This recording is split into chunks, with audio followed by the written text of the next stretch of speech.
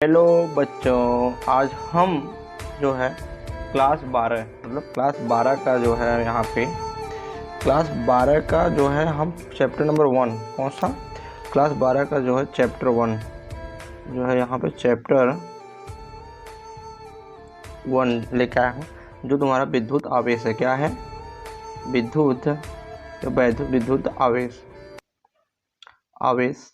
इस चैप्टर को लेके आया हूँ। और इस चैप्टर से जितने भी हमारे इम्पोर्टेंट बहुविकल्पी प्रश्न बनते हैं वह हम इस वीडियो के अंदर कवर करेंगे, जो तुम्हारे 2024 में कम से कम जो है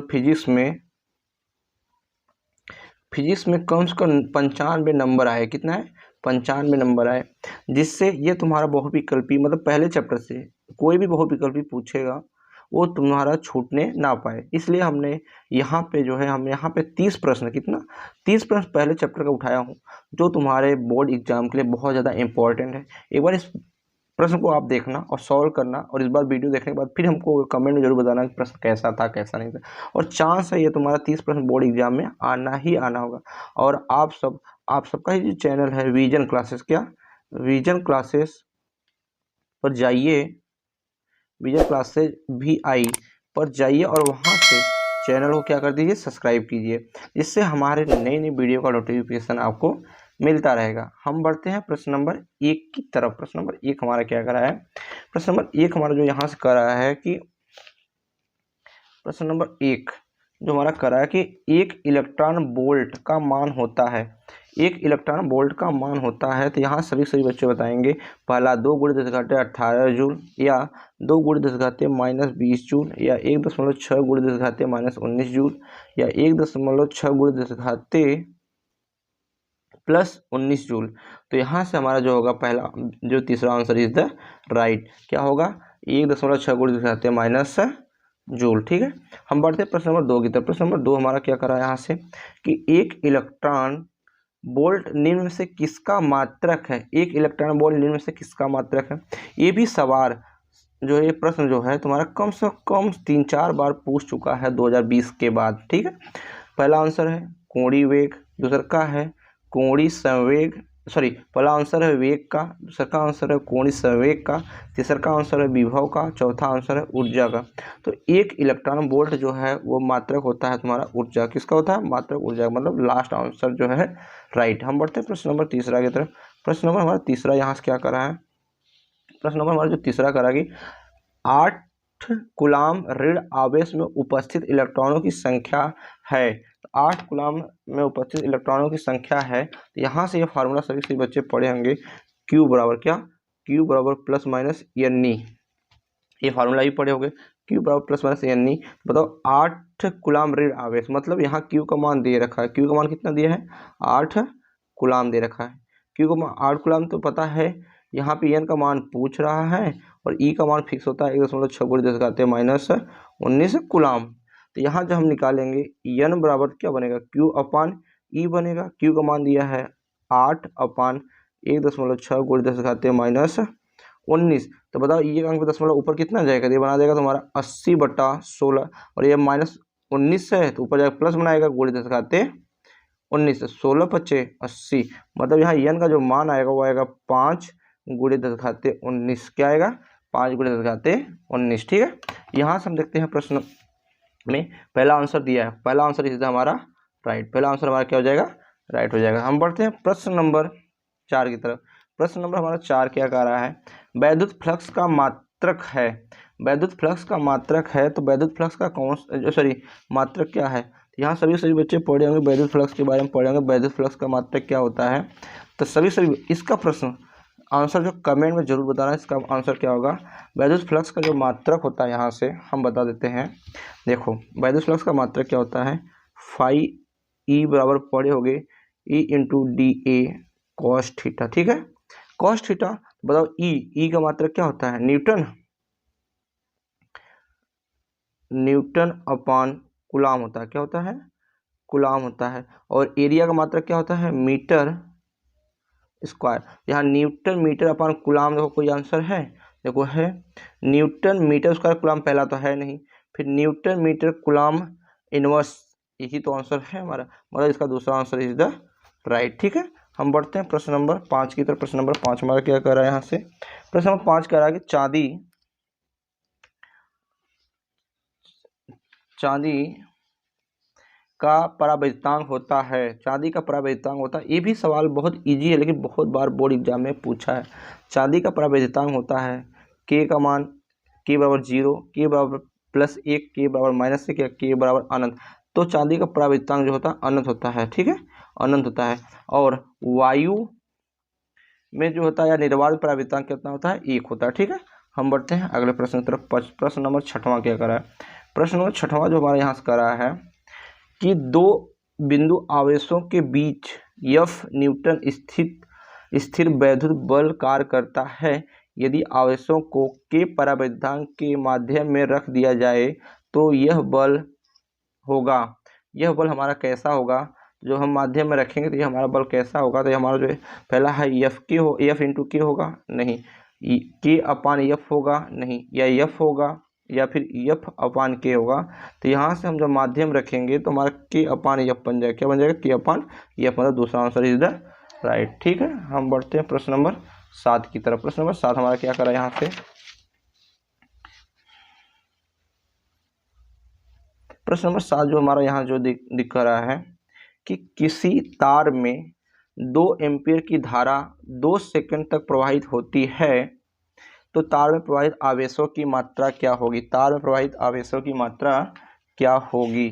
तो ये सभी धारा का फार्मूला पढ़े होंगे, आई बराबर क्या पढ़े होंगे, आई बराबर सभी बच्चियाँ और बच्चे पढ़े होंगे Q/T। और यहाँ आई का मान दे रखा है, आई बराबर दिया तुम्हारा 2 एम्पीयर, क्या दिया है, 2 एम्पीयर दे रखा है। और टी बराबर दिया तुम्हारा 2 सेकेंड। ठीक है, और Q का मान पूछ रहा है, Q का मान जब पूछ रहा है तो यहाँ से क्या Q बराबर I इंटू टी बनेगा। तो यहाँ से क्या बनेगा, 2 गुणे 2 बराबर 4 कूलाम ही तो बनेगा, क्या बनेगा, 4 कूलाम, 4 कूलाम बनेगा। कहने का मतलब 7वां का पहला आंसर इज द राइट। ठीक है, हम बढ़ते हैं प्रश्न नंबर 8 की तरफ। निर्वात में वैद्युतशीलता का मात्रक है, ये तो पूछने वाली बात ही नहीं है, ये हर साल किसी न किसी शिफ्ट में और किसी न किसी पेपर में पूछ ही देता है, लमसम सभी पेपर में पूछ देता है कि इसका मात्रक क्या है। देखते हैं यहाँ से, तो बताओ यहाँ पे वैद्युतशीलता मतलब 8वां का जो यहाँ से सॉल्व करने जा रहा हूँ, 8वां का जो होगा तो F बराबर पढ़े होंगे, F बराबर 1 कूलाम के नियम 4πε0 Q1/Q2/R², यही पढ़ोगे। हम यहाँ क्रॉस मल्टीप्लाई करेंगे तो क्या बनेगा, F गुणे 4πε0 R² इक्वल टू Q1/Q2 ही तो बनेगा। और किसका मान पूछ रहा है, वैद्युतशीलता का मान पूछ रहा है, वैद्युतशीलता का मान पूछ रहा है। तो यहाँ जो हमारा ε0 का मान निकल के आएगा, क्योंकि 4π विमाहीन राशि है, तो ये हमारा बनेगा Q1/Q2/F गुणे R²। तो बताओ Q1 Q2 इसका मात्रक क्या हो जाएगा, कूलाम स्क्वायर हो जाएगा, कूलाम का स्क्वायर। और बल का मात्रक क्या होता है, न्यूटन होता है, बल का मात्रक न्यूटन होता है। और दूरी का मात्रक क्या होता है, मीटर स्क्वायर हो जाएगा। कूलाम अपान न्यूटन मीटर कौन सा होगा, तो यहाँ देखो coulomb square upon newton meter square.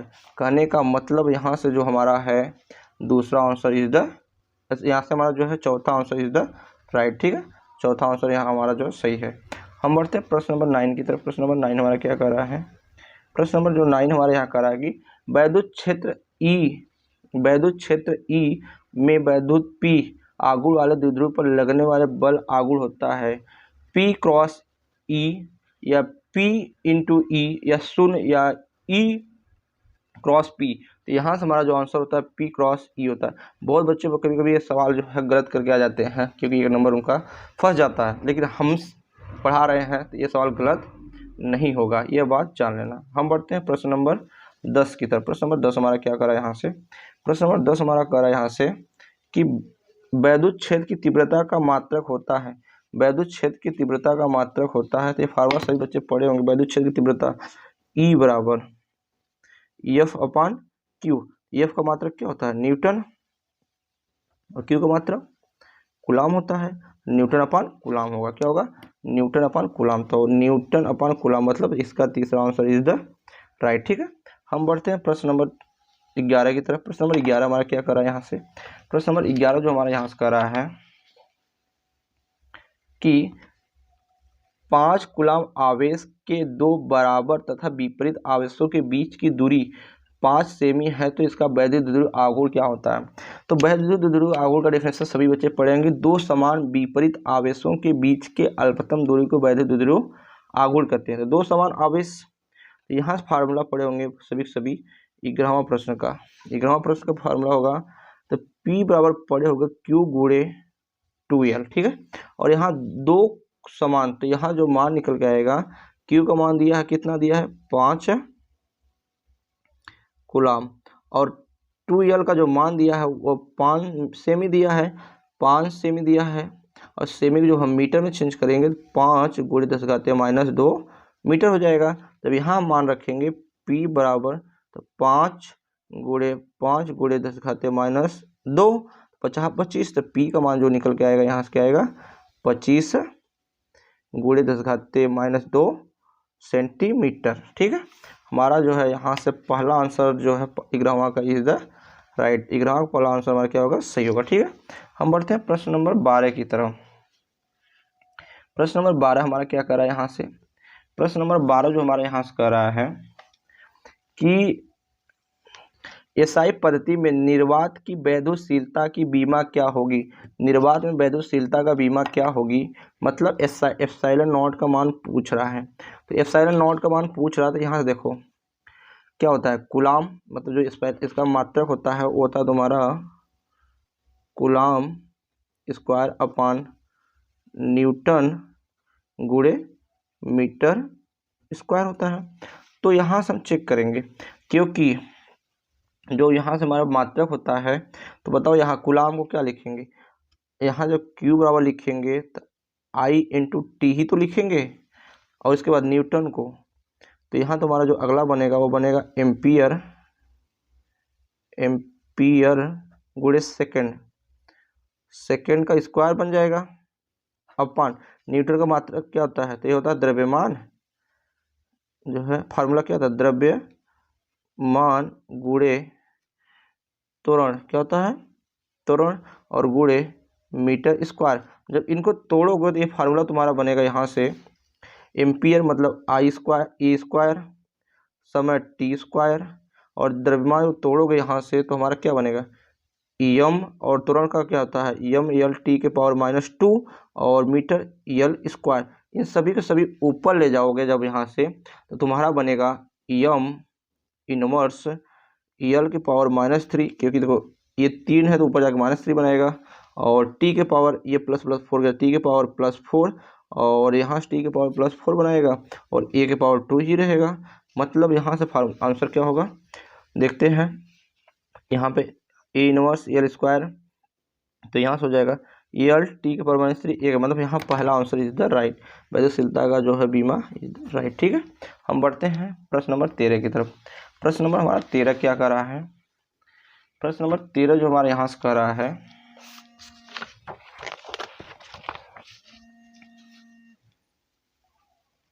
हमारा प्रश्न नंबर 13 कर रहा है कि एक आवेश निकाय में आवेश Q1 एवं Q2 को कुछ दूरी पर है, तो एक अन्य आवेश Q3 इस निकाय के निकट लाया जाता है, तो आवेश Q1 द्वारा आवेश Q2 पर लगने वाला बल बढ़ जाएगा कि तुम्हारा घट जाएगा कि अपवर्तित रहेगा, कि आवेश Q3 की प्रकृति पर हमारा ये क्या रहेगा, आवेश हमेशा अपवर्तित रहेगा, क्या रहेगा अपवर्तित रहेगा, ठीक है। हम बढ़ते हैं प्रश्न नंबर 14 की तरफ। प्रश्न नंबर 14 हमारा क्या कर रहा है, किसी चालक को धन आवेशित करने पर उसके द्रव्यमान पर क्या प्रभाव पड़ेगा, तो स्वाभाविक बात है उसका द्रव्यमान घटेगा, मतलब जो पहला आंसर इज द राइट। हम बढ़ते हैं प्रश्न नंबर 15 की तरफ। ये प्रश्न नंबर 15 जानना बहुत ज़्यादा इंपॉर्टेंट है, प्रश्न नंबर 15 बहुत ज़्यादा इंपॉर्टेंट है, याद रखो कि एक बिंदु आवेश पर वैद्युत द्विध्रुव के कारण लगने वाले बल निर्भर करता है। तो यहाँ देखो क्या निर्भर करता है, तो यहाँ देखो फार्मूला सभी बच्चे हमारे पढ़े होंगे 12 वाले बच्चे बच्चियाँ, कि ई पे अच्छी या निरक्षी पे जब निकालोगे तो 1/4 पाई एप्सिलॉन नॉट Q/R³ होता है, ठीक है। और जब यहाँ से हम बल का निकालेंगे तो ई बराबर हमने क्या पढ़ा बेटा F/Q पढ़ा हूँ, और जब यहाँ से हम एफ का मान निकालेंगे तो हमारा ई गुणे क्यू होगा। ई का मान हम यहाँ जब ये ला के रखेंगे तो यह बराबर हमारा क्या बनेगा, यह बराबर हमारा बनेगा 1/4 pi epsilon not Q square बटे आर क्यू। किसके द्विध्रुवीय अक्षी पर, द्विध्रुवीय अक्षी पे जब द्विध्रुव बोले तो यह एफ प्रोपोर्शनल 1/r³ के बराबर है कि नहीं। तो हमारा यहाँ से जो आंसर होगा वह तीसरा आंसर इज द राइट। ठीक है, हम बढ़ते हैं प्रश्न नंबर 16 की तरफ। प्रश्न नंबर 16 हमारा क्या कर रहा है यहाँ से कि निम्नलिखित मात्रक वैद्युत क्षेत्र की तीव्रता का नहीं है। निम्नलिखित मात्रक वैद्युत क्षेत्र की तीव्रता का नहीं है। देखो वैद्युत क्षेत्र की तीव्रता मतलब E बराबर फार्मूला होता है F/Q। इसमें तुम्हारा न्यूटन अपन कूलम वाला कोई दिया हुआ है, मतलब है, सही है। दूसरा कम फार्मूला होता है तुम्हारा V/D मतलब वोल्ट अपॉन मीटर, ये भी है, सही है। तीसरा का फार्मूला तुम्हारा यहाँ जो होगा मतलब यहाँ भी तो क्या लिखते हो, यहाँ पर V बराबर क्या होता है, V बराबर होता है W/Q होता है। जब V का मान रखोगे तो यहाँ W मान क्या होगा, जूल अपॉन जो है कूलम न्यूटन, मतलब ये होगा, मतलब पहला आंसर नहीं होगा, मतलब इसमें जो है तुम्हारा जूल अपॉन कूलम जो होता है वैद्युत क्षेत्र तीव्रता का मात्रक नहीं होता। ठीक है, हम बढ़ते हैं प्रश्न नंबर 17 की तरफ। प्रश्न नंबर 17 हमारा क्या कर रहा है, प्रश्न 17 कर रहा है कि यल भुजा के एक घन केंद्र बिंदु पर एक आवेश प्लस क्यू आवेश रखा गया है तो घन के एक तल से निर्गत वैद्युत फ्लक्स क्या होगी। तो इसमें 6 बार निर्गत वैद्युत फ्लक्स निकलेंगी जो अध्यारोपण सिद्धांत पे कार्य करते हैं। ये हमारा जो Q/6 एप्सिलॉन नॉट होगा, क्या होगा, Q/6 एप्सिलॉन नॉट होगा। ठीक है, हम बढ़ते हैं प्रश्न नंबर 18 की तरफ। प्रश्न नंबर 18 हमारा क्या कर रहा है यहाँ से कि एक समान वैद्युत क्षेत्र सदिश वेक्टर E बराबर जो है 3 प्लस 2j-4 के वोल्ट अपॉन मीटर के एक पृष्ठ के लंबवत क्षेत्रफल वेक्टर A बराबर -4 के मीटर से गुजरने वाले वैद्युत फ्लक्स का जो है क्या मान क्या होगा। तो यहाँ से पढ़े होंगे सभी फाई E बराबर पढ़े होंगे कि E इंटू डी ए। तो बताओ E का मान जो दिया है यही तो दिया है तुम्हारा यहाँ से 3i प्लस 2j-4 के कैप, और हमारा जो A का क्षेत्रफल का मान दिया है वो दिया तुम्हारा -4 के। और तुमको पता डॉट प्रोडक्ट और क्रॉस प्रोडक्ट में अंतर होता है। यहाँ डॉट प्रोडक्ट में जब मान सेम रहेगा उसका मान 1 आएगा, और क्रॉस प्रोडक्ट में जब मान सेम रहेगा उसका मान 0 आता है। तो यहाँ देखो ये तो कुछ है नहीं, तो यहाँ 4 चौका 16, तो यहाँ क्या आ जाएगा 16 आएगा, क्या आएगा 16 आ जाएगा, और मान सेम है 16 गुणे 1 बराबर 16 इकाई होगा, क्या होगा 16 इकाई होगा। ठीक है, 16 इकाई मतलब हमारे यहाँ से जो है ये जो सवाल 18वां सवाल ही बहुत ज़्यादा इंपॉर्टेंट है, इस बात को याद रखना, 18वां सवाल ही बहुत ज़्यादा इंपॉर्टेंट है होने वाला है। तो आंसर इसका पहला इज द राइट। ठीक है, हम बढ़ते हैं प्रश्न नंबर 19 की तरफ। 19 प्रश्न हमारा क्या कर रहा है कि वैद्युत क्षेत्र की तीव्रता का मात्रक है वोल्ट अपॉन मीटर या वोल्ट अपॉन मीटर स्क्वायर या वोल्ट इंटू मीटर या मीटर अपॉन वोल्ट। अभी मैंने फार्मूला बताया यहाँ से वैद्युत क्षेत्र की तीव्रता का मात्रक एक ये भी होता है E बराबर V/D होता है, तो वोल्ट अपॉन मीटर, मतलब पहला आंसर इज द राइट। ठीक है, पहला आंसर हमारा क्या होगा, राइट होगा, पहला आंसर हमारा सही है। हम बढ़ते हैं प्रश्न नंबर 20 की तरफ। प्रश्न नंबर 20 करा कि एक वैद्युत क्षेत्र विक्षेपित कर सकता है। ये भी सवाल बहुत बार बोर्ड में पूछा हुआ है, तब क्या करता है एक्स किरणों को कि न्यूट्रॉनों को कि अल्फा किरणों को कि गामा किरणों को। तो एक वैद्युत क्षेत्र हमेशा जो विक्षेपित करेगा वो तुम्हारा अल्फा किरणों को विक्षेपित करेगा। ठीक है, अल्फा किरणों को विक्षेपित करेगा। हम बढ़ते हैं प्रश्न नंबर 21 की तरफ। प्रश्न नंबर 21 क्या करा कि एक कूलम आवेश में इलेक्ट्रॉनों की संख्या क्या है। ये तो बहुत ज़्यादा मतलब देखो प्रचलित सवाल है, बहुत ज़्यादा ये सवाल प्रचलित है।